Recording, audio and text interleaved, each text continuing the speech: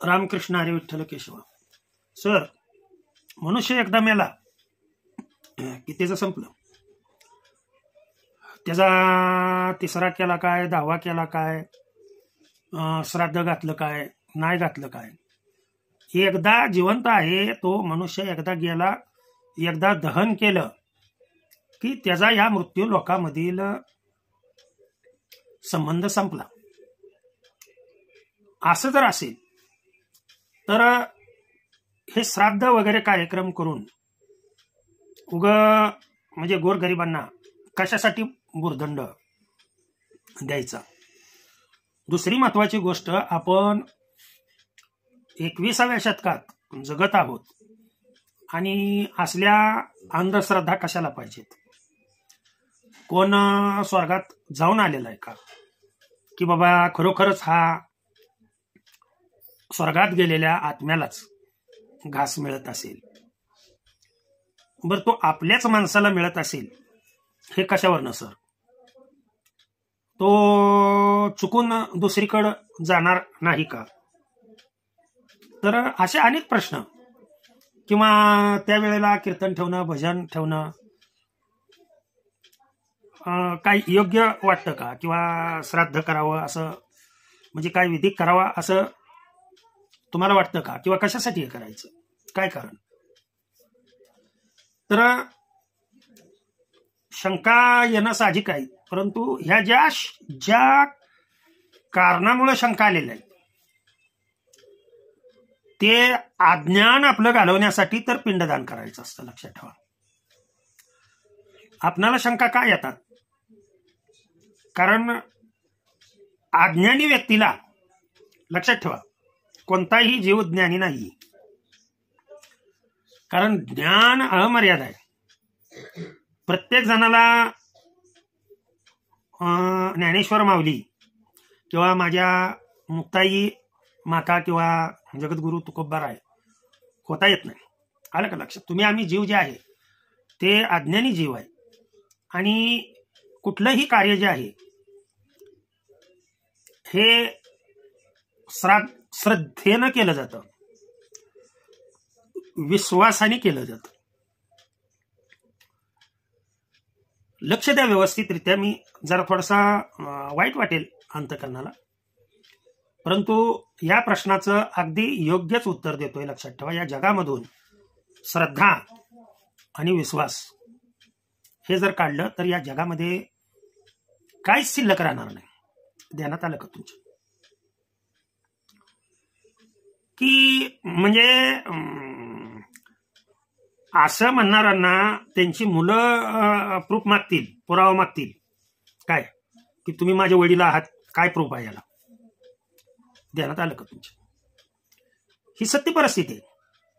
आपल्या संस्कृतीमध्ये मनुष्य जन्माला येऊन, हे पहा, हे गाढवाला कळेल का श्राद्ध करावं? हे गाढवाला कळू शकत नाही. लक्षात आलं का तुमच्या? म्हणजे इतर प्राण्यामध्ये हा असला म्हणजे फालतूपणा त्यांच्यामध्ये नाहीये, कारण त्यांना ते ज्ञान नाहीये. आलं का लक्षात? मनुष्य देहाला दिलेलं जे ज्ञान आहे, परंतु प्रत्येक मनुष्य हा ज्ञान दिलं असताना सुद्धा अनाधिकाच्या संस्कारामुळं अज्ञानी बनत तो चाललाय, आणि संस्कार वगैरे सर्व विसरून गेलाय. जसं आजच्या मोबाईलच्या युगामध्ये, लक्षात ठेवा, प्रत्येक जण मोबाईल तर वापरतात. मग मोबाईलमध्ये येऊन जे चित्र येतात ते कुठून येतात? नीट लक्ष द्या मी काय म्हणतोय ते. मोबाईलमध्ये येणारं चित्र काय, हे चित्र आलं असं करून ते मोबाईलमध्ये तुमच्या येतं का? बरं, ठराविक चित्रच काय येतात, ठराविक चॅनलच काय येतात? ह्याला चालवणारा कोणतरी आहे, मोबाईल चालवणारा कोणतरी आहे, हे तर पहिल्यांदा तुम्हाला मान्य करावं लागेल. त्यावेळेला तुम्हाला जे आवश्यक आहे ते वेव्ज तुमच्यापर्यंत येऊन पोहोचणार आहेत, आणि कधी अपलोड केल्यानं लक्षात ठेवा, हा वर्ष श्राद्धाचा प्रश्न येतो एका वर्षानंतर. परंतु 50 वर्षापूर्वी जतन करून ठेवलेली संभाषणं आत्ता तुम्ही या मोबाईलवरती ऐकू शकता का नाही तेवढं मला सांगा. साधा सोपा आहे, आपण ऐकू शकतो. बरं, हे संभाषण ऐकण्यासाठी हे मोबाईल हे एक माध्यम आहे तुम्हाला. परंतु इथपर्यंत जुन्या महाराज लोकांचं किंवा जुन्या लोकांचे विचार किंवा त्यांची जी भाषणं आहे ती तुमच्या मोबाईलमध्ये येऊन पोचतात. याला काहीतरी यंत्रसामुग्री वगैरे आहे का नाही? याला जशा पद्धतीने यंत्रसामुग्री येईल लक्षात ठेवा. जसं की उदबत्ती जळून गेली तरी सुद्धा उदबत्तीचा वास हा काही कालावधीपर्यंत त्या रूम मध्ये राहतो. लक्षात ठेवा या गोष्टी. उदबत्ती दिसती का? आता उदबत्ती जळून गेली तसं देह जळून गेला. अगोदर हा पूर्ण देह जो दिसतोय त्याला आपण स्थूल देह म्हणतो. 3 प्रकारचे देह आहेत लक्षात ठेवा. स्थूल देह, सूक्ष्म देह आणि कारण देह. आणि याच्या पुढची अवस्था ते महाकारण मध्ये. परंतु कमीत कमी हे 3 तर आपल्याला कळायला पाहिजेत. आणि मेन मुद्दा ह्या शंका कुणाला येतात ते मी सांगतो. ज्यांना हे माहित नाही की मनुष्य जो पूर्ण प्राणी निर्माण झालेला आहे हा किती तत्वापासून बनलेला आहे हेच माहित नाही. शंका काय येतात ते सांगतो. तर 27 तत्वापासून, आता ती कोणती कोणती तत्व ती तुम्ही शोधा. आलं का लक्षात? फक्त मला तत्व यातली 27 पैकी मृत्यू झाल्यानंतर किती जातात तेवढं मला सांगायचं. मग ते 5 कर्मेंद्रिय असतील, ज्ञानेंद्रिय असतील, पुन्हा वेगवेगळ्या प्रकारचे हे पंचप्राण असतील, अशी 27 तत्वापासून हा देह बनलेला आहे. मग ज्या वेळेला स्थूल देह, म्हणजे स्थूल का म्हणतो, जड आहे तो, त्याला चेतनत्व प्राप्त झालेलं आहे. यामधून जेव्हा जीव निघून जातो, मग जीव फक्त निघून जातो का यातून? जीव जाणे याचा अर्थ काय आहे की मरण होणे याचा अर्थ असा आहे की आत्मा अमर आहे, तो तर कधी नाश होऊ शकत नाही. मग आत्म्याला वहनासाठी राहिलेले जे 2 देह आहेत ते आपणास दिसत नाहीत. अहो, आपणाला स्वप्न पडतं की नाही? मग स्वप्नामध्ये आपण जिथे झोपलेलो असतो तिथेच देह पडलेला असतो. पण स्वप्नामध्ये आपण क्रिकेट खेळतो किंवा पुण्याला जाऊन येतो, एखादं कार्य करतो, स्वप्नामध्ये करतो का नाही? मग आपल्या शरीरानं ते कार्य करतो का सांगा? नाही करू शकत. वेगवेगळ्या अवस्था आहेत या, लक्षात ठेवा. किंवा आपण गाढ झोपलेलो आहे, स्वप्न पडत नाही, काय नाही. पण आता गाढ झोपल्यानंतर अंगावरून साप गेला तरी सुद्धा आपणाला कळू शकत नाही. माहित होतं का आपणाला? नाही. परंतु बाहेरच्या व्यक्तीनं पाहिलंय ना याच्या अंगावरून सर्प गेला म्हणून, त्याला उठवलं. अरे काय रे मध्ये कसं काय, तुला काय माहित आहे का? म्हणलं काय काय माहित आहे? तर अरे तुझ्या अंगावरून सर्प गेला. अरे मला काय कल्पना नाही बाबा, माझी गाढ झोप लागली होती. आता बघा, नीट लक्ष द्या. ही गाढ झोप मला लागलेली होती, देहावरून गेला म्हणजे देह तर पूर्णपणे नाहीसा झालाय. लक्षात ठेवा. सूक्ष्म देह बी इथे नाहीये, कारण स्वप्नावस्थेत तो नाहीये. ह्या दोन्ही अवस्थेतून तो पुढे गेलेला जर असेल तर त्याला स्मरण आहे का नाही? मी गाढ झोपलो होतो हे तर त्याला आठवणीत आहे का नाही? लक्षात ठेवा. कसं आहे, कॉन्शियस आणि अनकॉन्शियस माइंड हा जो प्रकार आहे, हा जो कन्सेप्ट आहे, तो कन्सेप्ट जर तुम्हाला समजला तर फक्त मृत्यू झाल्यानंतर 27 पैकी 10 तत्व म्हणजे पंचभूत माना थोडक्यामध्ये, आणि कर्मेंद्रिय, पंचकर्मेंद्रिय हे निघून जातात. मग 5 आणि 5 10, 27 पैकी 10 गेल्यानंतर राहिले खाली किती? 17. जसा उदबत्तीचा वास राहतोय तशा पद्धतीनं काही काळ तो आत्मा मेल्यानंतर आपल्या घरात जसा उदबत्तीचा वास काही काळपर्यंत जिथे उदबत्ती जळली किंवा जिथे मनुष्य मेला तिथेच तो राहतो. मग आता पुन्हा 13 दिवसानंतर पुढे जातो. आता एकदा गेल्यानंतर तुम्हीच सांगता की कीर्तनामधून की तो त्याला दुसरा देह त्याच्या कर्मानुसार या जन्मात जे कर्म केलेलं आहे त्या कर्मानुसार त्याला दुसरा देह प्राप्त होतो. मग हे श्राद्ध वगैरे करणं किती खुळचट समजूत आहे असं बऱ्याच जणांना वाटतं. आलं का लक्षात? बऱ्याच जणांचं असं मत आहे की हे श्राद्ध वगैरे करणं हे सर्व खोट आहे. पण तसं नाही येते. मला हे सांगा, हे बोलण्याची क्षमता सुद्धा तुमच्याकडे आली की पिंडदान करू नये, ह्याला कारण काय? ह्याला कारण काय? पिंडदान करू नये किंवा श्राद्ध करू नये या सगळ्या खोट्या कल्पना आहेत. एवढं म्हणण्याचं धाडस तुम्ही करताय जे बोलतात ते. म्हणजे तुम्ही निर्माण कसं झाला, तुम्हाला निर्माण कुणी केलं हे पाहिलं पाहिजे ना अगोदर. मग ज्याने आपणाला निर्माण केलं त्यांच्यावर जर आपली श्रद्धा नसेल, आलं का लक्षात, की हे माझे वडील आहेत, ही माझी आई आहे. श्राद्ध न करणे म्हणजे मी बिन आईबापाची पैदास आहे असं म्हटल्यासारखं आहे.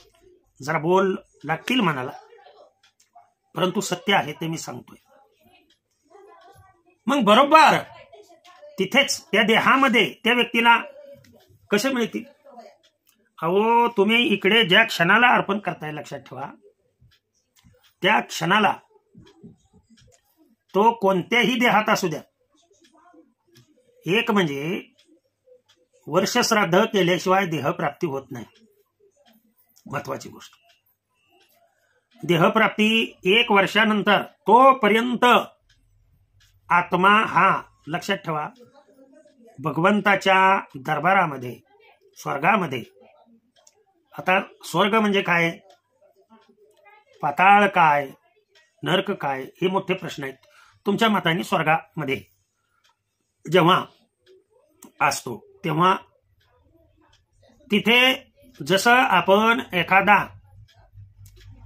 तुम्हाला सोडायचं, कोणत्या दरवाजातून बाहेर सोडायचं, कुठला जन्म तुम्हाला द्यायचा, याच्यासाठी आपण, लक्षात ठेवा, तुम्ही आम्ही सर्वजणच ज्या अर्थी आपल्याला मनुष्य देह मिळालेला आहे त्या अर्थी आपल्यावरती आपल्या अपूर्ण राहिलेल्या, आपल्या या जन्मातल्या ज्या अपूर्ण राहिलेल्या वासना आहेत, ह्या वासना तशाच शिल्लक राहतात आणि त्या वासना पुढे फक्त क्रमित केल्या जातात. शंकाने काय पहा, देहमृत झाल्यानंतर अवयव तर खायचे, द्यायचे, घ्यायचे, जळून भस्म झाले ते. मग हे पिंडदान कशासाठी?